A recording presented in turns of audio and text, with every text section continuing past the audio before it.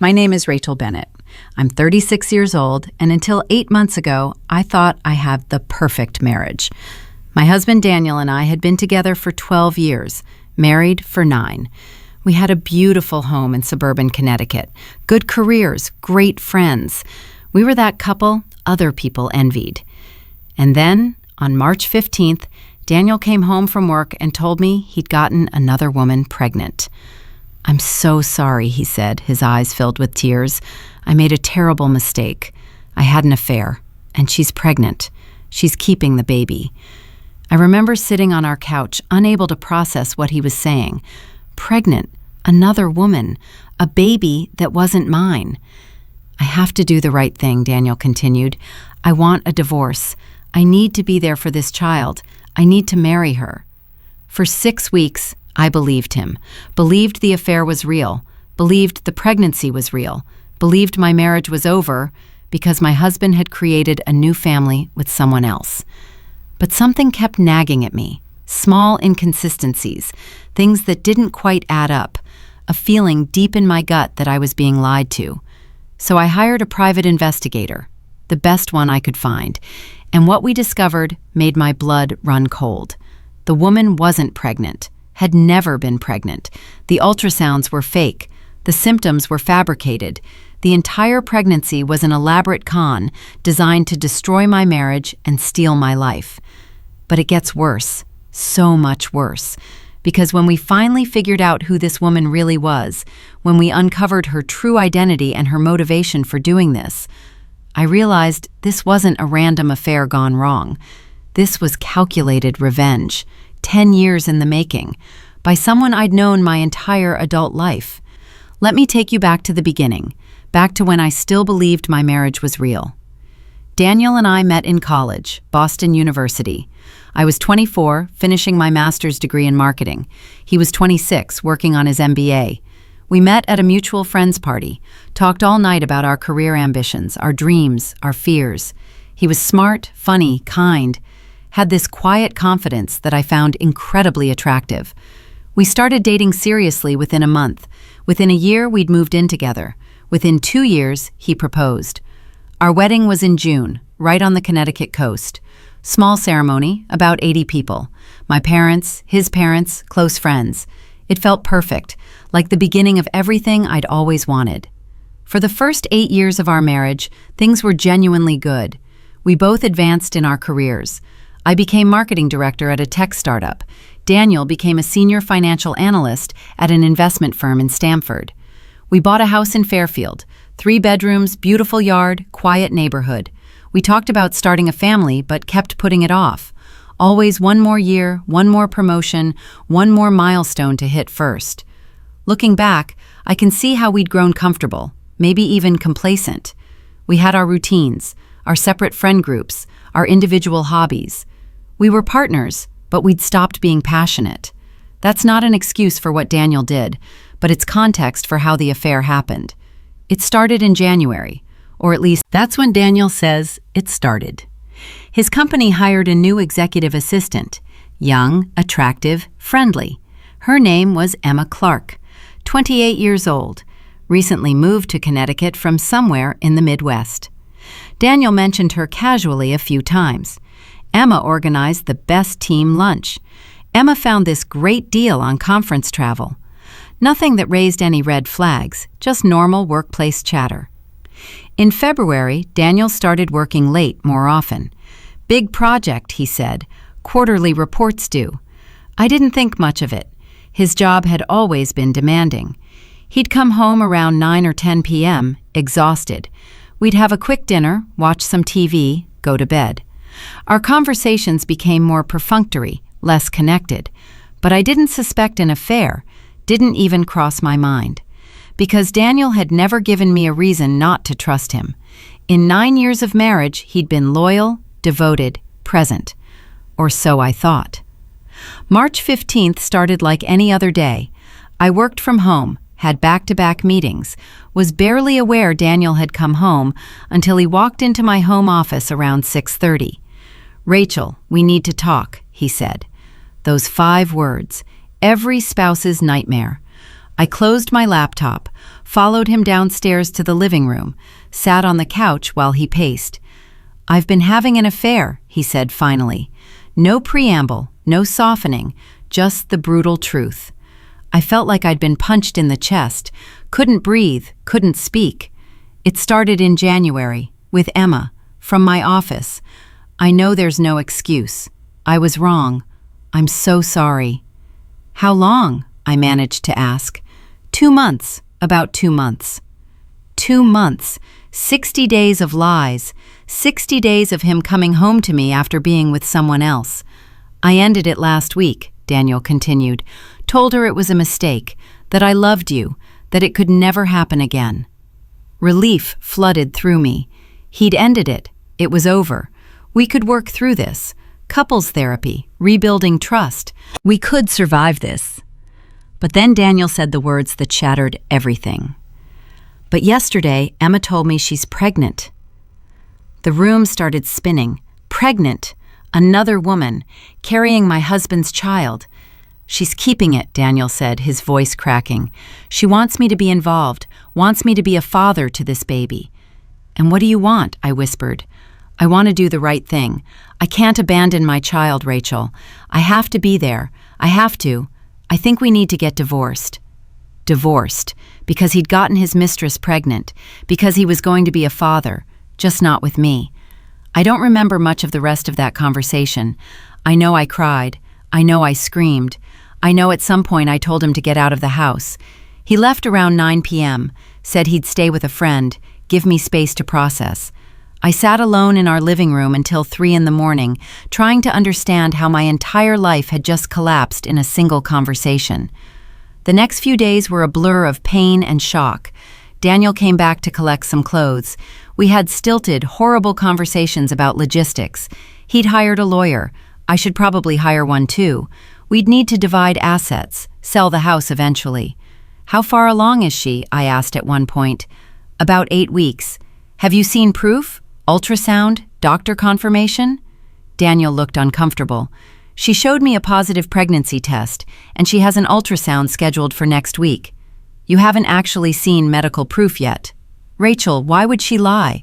She doesn't want this any more than I do. She's terrified. She's young. This wasn't part of her plan either." But something about his answer bothered me. Why wouldn't she have already gotten an ultrasound? 8 weeks is when most women confirm pregnancy with a doctor. I pushed the thought away, told myself I was grasping at straws, looking for any reason to believe this nightmare wasn't real. My best friend Melissa came over that first weekend, brought wine and takeout, and let me cry on her couch for hours. "I can't believe Daniel would do this," she kept saying. "He seemed so devoted to you." Apparently not devoted enough. "What are you going to do?" "I don't know. Divorce him, I guess. What choice do I have? He's going to be a father. He wants to marry her." He said that? That he wants to marry her? He said he needs to do the right thing, which I assume means marriage eventually. Melissa was quiet for a moment. Then she said, "Rachel, I don't want to give you false hope, but has he actually confirmed the pregnancy with a doctor? Has he seen real medical proof?" "He says she's getting an ultrasound next week." "But nothing yet?" "Just a home pregnancy test. Those can be faked. You can buy positive ones on Amazon." I stared at her. Why would she fake a pregnancy? "I don't know, but if I were you, I'd want to see actual medical documentation before blowing up your entire life over this." She was right. I needed proof, real proof, not just Daniel's word about what Emma had told him. I texted Daniel that night, asked him to send me the ultrasound photos once Emma got them done. He responded, "Why? What difference does it make?"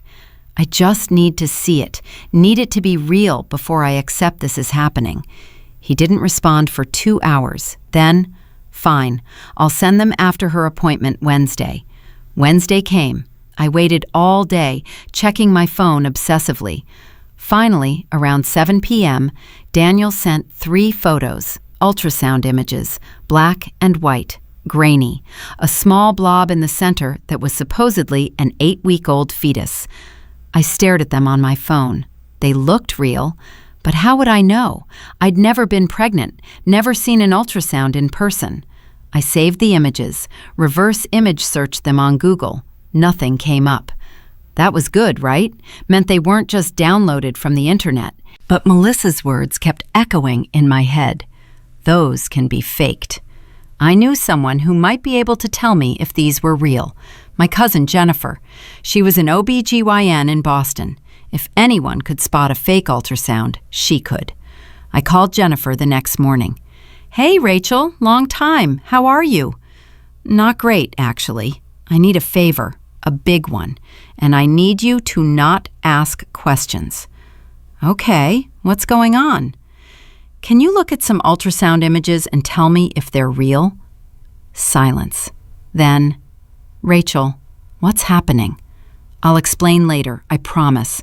But right now, I just need to know, are these legitimate medical images or not?" "Send them to me."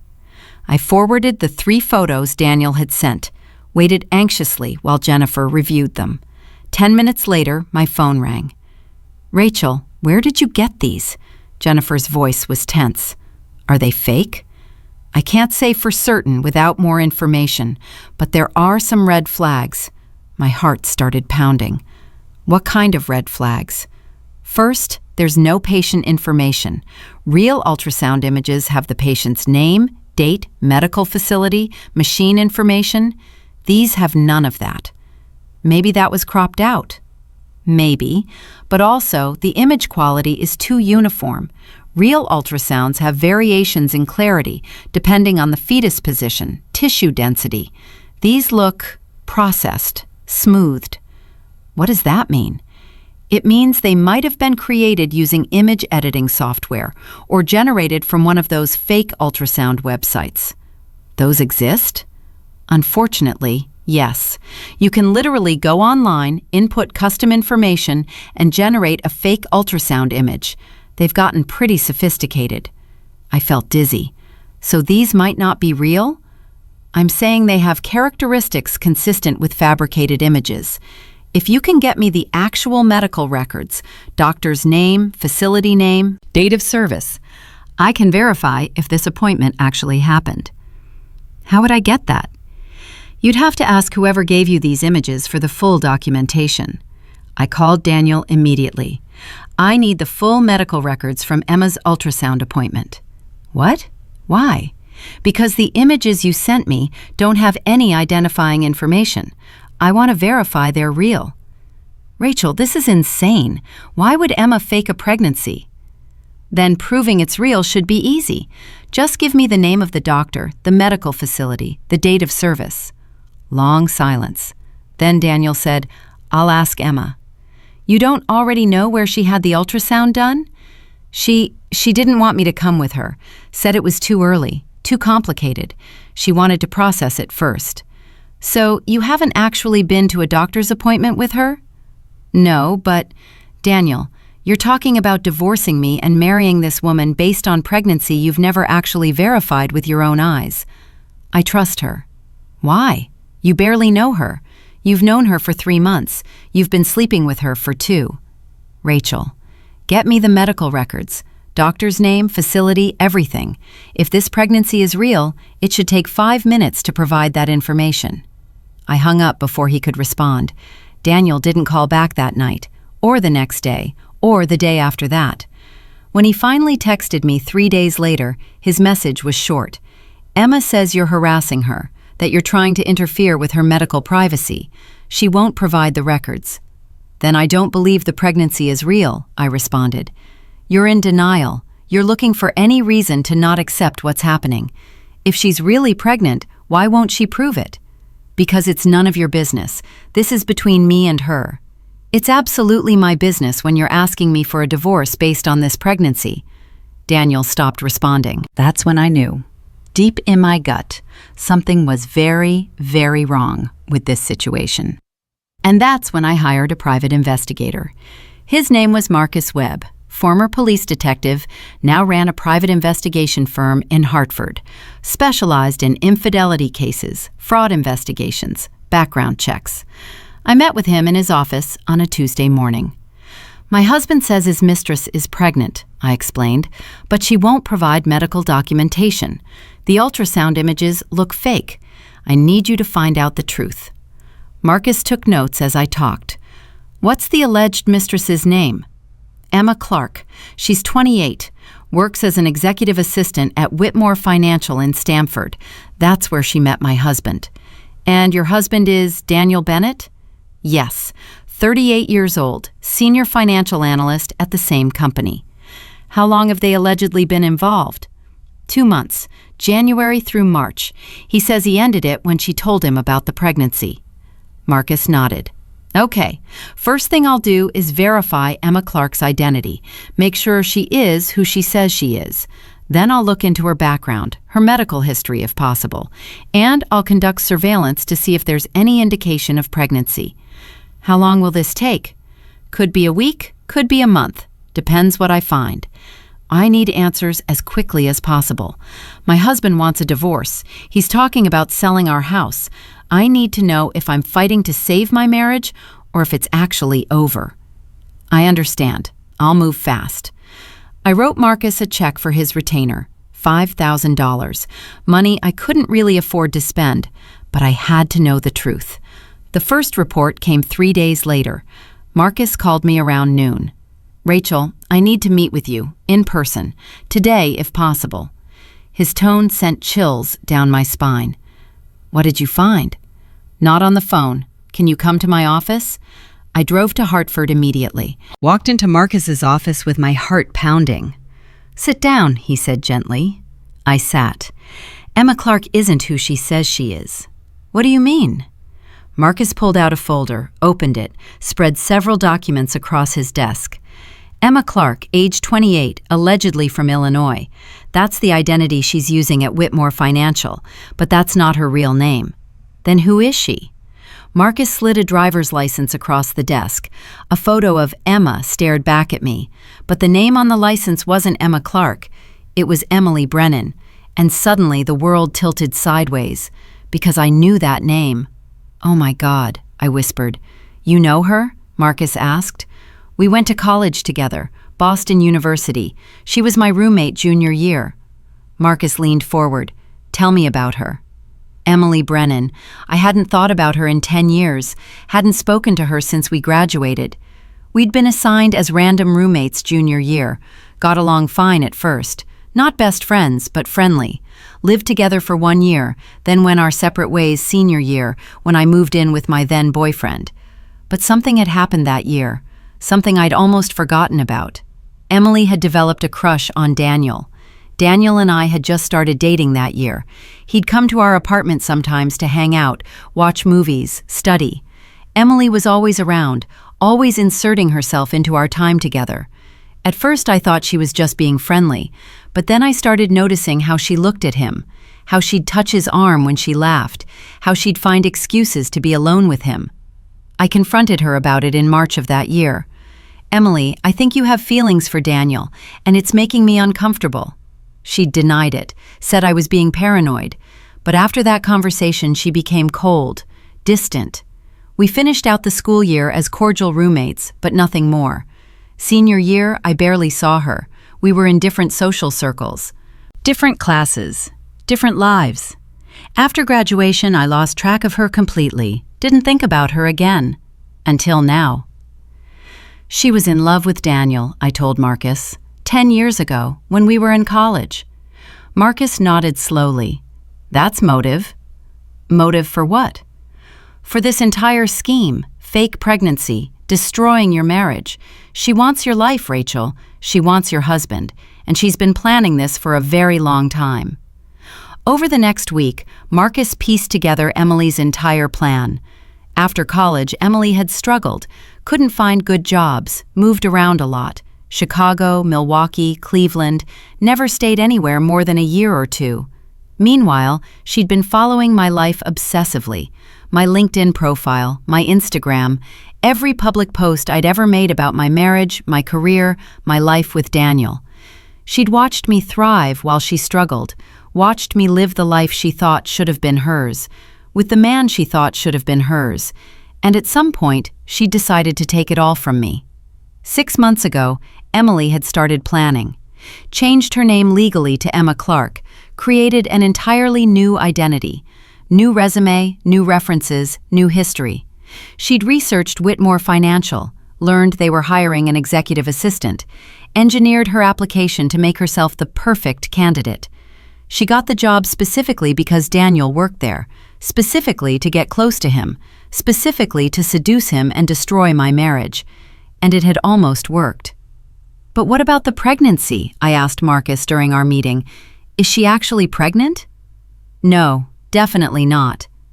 How can you be sure? Marcus pulled out more photos, surveillance images.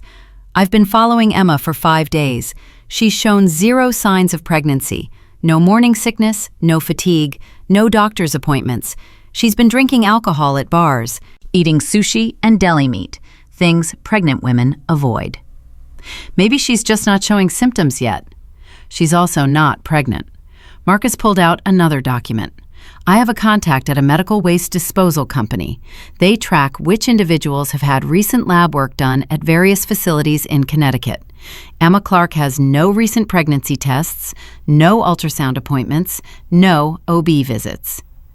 Then how did she fake the ultrasound images? Online generator. There are dozens of websites that will create fake ultrasound images for you. You input the name, date, gestational age, and it generates a realistic-looking image.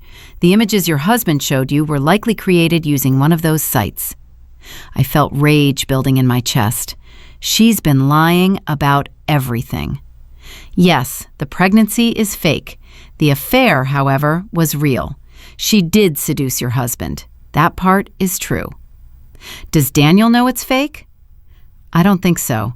I think he genuinely believes she's pregnant. She's been very convincing. How? Marcus pulled out more photos. Emma wearing slightly loose clothing that could suggest early pregnancy. Emma holding her stomach occasionally. Emma looking tired and nauseous in the office. She's been performing pregnancy, Marcus explained, acting the part, creating the illusion. And your husband, who feels guilty about the affair, wants to believe it's real, wants to believe he needs to do the right thing. So what do we do now? We expose her. We confront her with the evidence, and we make sure your husband knows he's being manipulated. I wanted to confront Emily immediately, but Marcus advised caution. If we go to her now, she'll just deny everything. She'll say the surveillance photos don't prove anything. She'll claim the medical records are private. We need irrefutable proof. What kind of proof? We need her to admit it, on record. How do we get that? Marcus smiled. We set a trap. Here's what we planned. I would reach out to Emily directly, tell her I wanted to talk woman to woman, apologize for harassing her about medical records, ask if we could meet for coffee to discuss co-parenting arrangements once the baby was born. I'd wear a wire, record the entire conversation, and I'd push her until she slipped up, until she revealed something that proved the pregnancy was fake. What if she doesn't slip up? I asked. She will, because she's arrogant. She thinks she's already won. People who think they've won get sloppy. I sent Emma a carefully worded email. Emma, I know this situation is incredibly difficult for everyone involved. I've been processing a lot of emotions, and I realize I haven't been fair to you. You didn't ask for any of this either. I'd like to meet for coffee if you're willing. Just the two of us. No lawyers, no Daniel. I want to understand your perspective and talk about how we can make this work for everyone, especially for the baby. Please let me know if you'd be open to meeting. Rachel. She responded within an hour. Rachel, thank you for reaching out. I appreciate your maturity. Yes, I think meeting would be helpful. How about Saturday at 10 a.m.? There's a Starbucks near my apartment in Stamford. Emma. It was a trap, but she didn't know I was setting one too. Saturday morning, I met Marcus at his office. He fitted me with a small recording device hidden under my shirt. Remember, he said, don't accuse her of anything directly, just ask questions. Let her talk. People who are lying tend to over-explain. They add unnecessary details. That's when they slip up. What if she just keeps lying? Then we moved to Plan B. What's Plan B?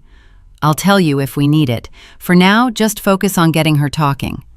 I drove to the Starbucks in Stamford, arrived 15 minutes early, ordered a coffee, sat at a corner table away from other customers.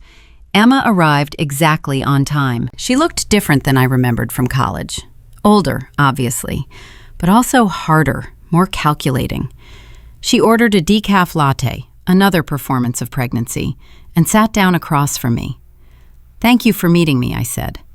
"Of course," she gave me a sympathetic smile. "I know this must be incredibly hard for you." "It is, but I'm trying to accept reality. Daniel is going to be a father. You're going to have his baby. I need to come to terms with that." "I never meant for any of this to happen," Emma said. "The affair was a mistake, I know that, and getting pregnant was an accident." "How far along are you now?" "Almost 12 weeks. Have you had your 12-week scan yet?" "Next Tuesday. Daniel's coming with me to this one." Interesting. She'd extended the timeline, kept the con going. "That's good. It's important for him to be involved." I paused, then asked carefully, "When did you first realize you were pregnant?" "About 3 weeks ago. I'd been feeling sick, tired. Took a home test, and it was positive." "And then you got the ultrasound?" "Yes, at 8 weeks, to confirm." "Which doctor did you see?" Emma hesitated, just for a second. "Dr. Patterson, at Women's Health Associates." "In Stamford?" "Yes." I made a mental note. Marcus would check if that doctor or that practice even existed. "And everything looked good? The baby is healthy?" "Yes, perfectly healthy. Heartbeat was strong, measuring exactly right for dates." She was giving specific details, confident details, as if she'd researched what an 8-week ultrasound should show. "That must have been such a relief," I said. "I know miscarriage rates are high in the first trimester." "Yes, I was terrified, but seeing the heartbeat made it feel real." "Can I ask you something personal?" Emma's expression became guarded. "What?" "Why are you doing this?" "What do you mean?" "Why are you keeping the baby? You're 28. You barely know Daniel. This is going to completely change your life. You could make other choices." Emma's eyes narrowed slightly. "I don't believe in abortion." "What about adoption?" "No, this is my baby, Daniel's baby. I want to raise it. Even though it means destroying a marriage, breaking up a family?" "You and Daniel don't have a family. You don't have children, and clearly your marriage wasn't that strong if he cheated." There it was, a hint of hostility, of triumph. "You're right," I said carefully. "If our marriage was solid, he wouldn't have cheated. But affairs happen for lots of reasons. Sometimes it's not about the marriage. Sometimes it's about opportunity, temptation." "Are you saying I tempted him?" "Didn't you?" Emma smiled. "He's a grown man. He made his own choices." "That's true, but you made choices too. You chose to pursue a married man. You chose to have unprotected sex with him.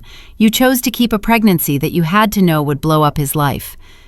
Is there a question in there?" "I guess I'm just wondering what you get out of this, because from where I'm sitting, you're going to be a single mother working an assistant's salary. Daniel will have to pay child support, but that's not much. He's not rich, neither am I. This baby isn't going to give you a better life. If anything, it's going to make everything harder." Emma leaned forward. "Maybe it's not about the money. Maybe it's about finally getting what I deserve." "Which is?" "Daniel, a family, the life you've been living for 10 years. And there it was, the confession, on tape. "You think you deserve my life?" I asked quietly. "I think I would have had it if you hadn't stolen it from me." "I stole it from you?" "In college, Daniel was supposed to be mine. We had a connection. He felt it too. But you got there first. You marked your territory, and I lost." "Emily," I said deliberately, using her real name. Her face went white. "What did you call me?" "Emily Brennan. That's your real name, isn't it? We were roommates at Boston University. You had a crush on Daniel junior year. I confronted you about it, and you never forgave me." Emily, stared at me. For a long moment she said nothing. Then, slowly, she started laughing. You figured it out. I'm impressed. I didn't think you would. Why did you do this? Because I spent 10 years watching you live the life that should have been mine, watching you post photos of your perfect marriage, your perfect house, your perfect career, while I struggled, while I moved from city to city trying to find something that felt right, and nothing ever did, because the thing I wanted was you. Was me? Your life, your husband, everything you had, so I decided to take it. By faking a pregnancy. Emily shrugged. It worked, didn't it? Daniel thinks I'm pregnant. He wants to leave you. He wants to marry me. I'm going to get everything I ever wanted. Except you're not actually pregnant. He doesn't know that. And by the time he figures it out, if he ever does, we'll be married. I'll make sure I actually get pregnant quickly, and then it won't matter how it started.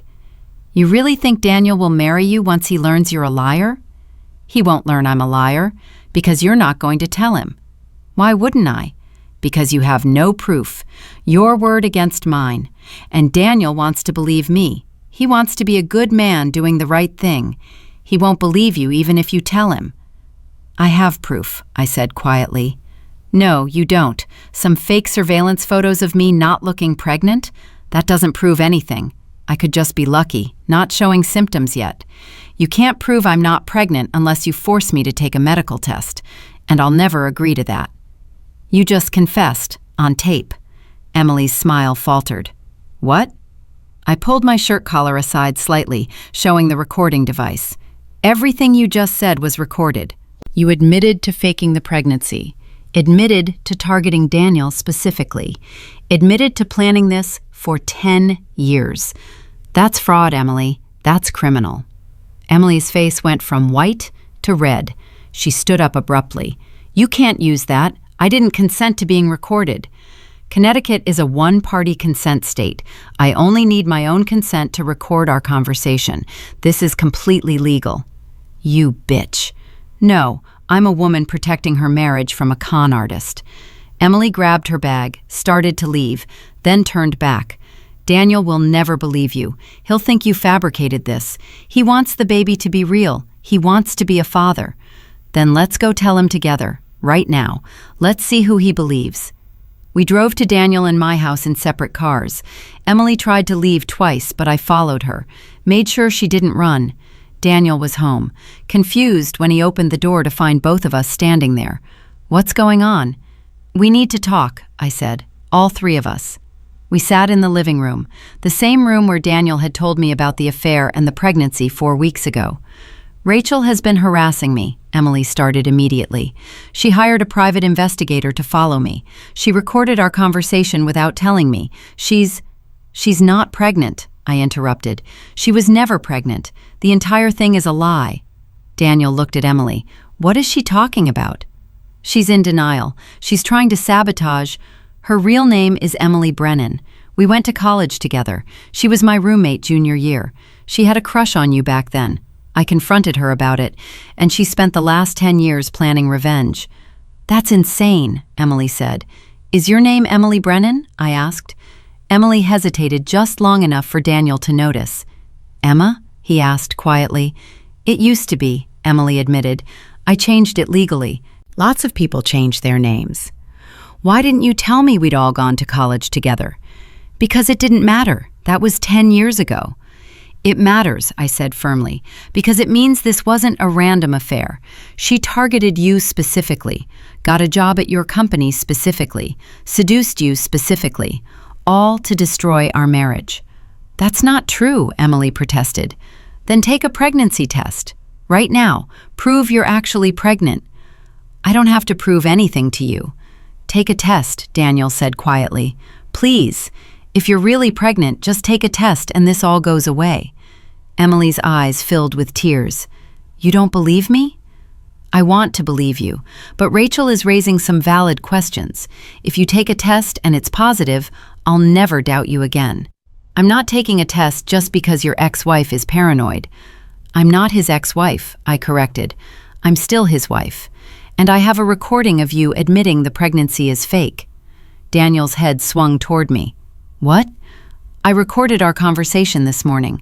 She admitted everything, admitted to faking the pregnancy, admitted to planning this for 10 years, admitted she's trying to steal you from me. Let me hear it, Daniel said.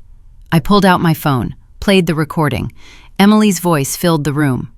Maybe it's not about the money. Maybe it's about finally getting what I deserve, Daniel. A family. The life you've been living for 10 years. Daniel was supposed to be mine. We had a connection. But you got there first. You marked your territory. And I lost. I spent 10 years watching you live the life that should have been mine. So I decided to take it. The recording continued. Emily's confession, her admission that the pregnancy might be fake, her statement that she'd make sure to get actually pregnant after they were married. By the time it ended, Daniel's face had gone pale. "Is this real?" he asked Emily. She edited it. "Took things out of context. I didn't mean..." "Did you fake the pregnancy?" "Daniel, answer the question. Are you actually pregnant right now?" Emily started crying. "I wanted it to be real. I wanted us to have a family. I knew you'd never leave her unless I gave you a reason. So I created one." "Oh my God." Daniel put his head in his hands. "Oh my God." "But I love you," Emily continued desperately. "I've loved you for 10 years. I can make you happy, happier than she ever has. Just give me a chance. We can start over. We can get pregnant for real. We can..." "Get out," Daniel said quietly. "What?" "Get out of my house. Get out of my life. I never want to see you again." "Daniel, please." "You lied to me. You manipulated me. You made me believe I'd gotten you pregnant. You made me ask my wife for a divorce. You destroyed my marriage for a lie." "Your marriage was already weak. Get out." Daniel's voice rose to a shout. "Before I call the police and have you arrested for fraud." Emily looked at me.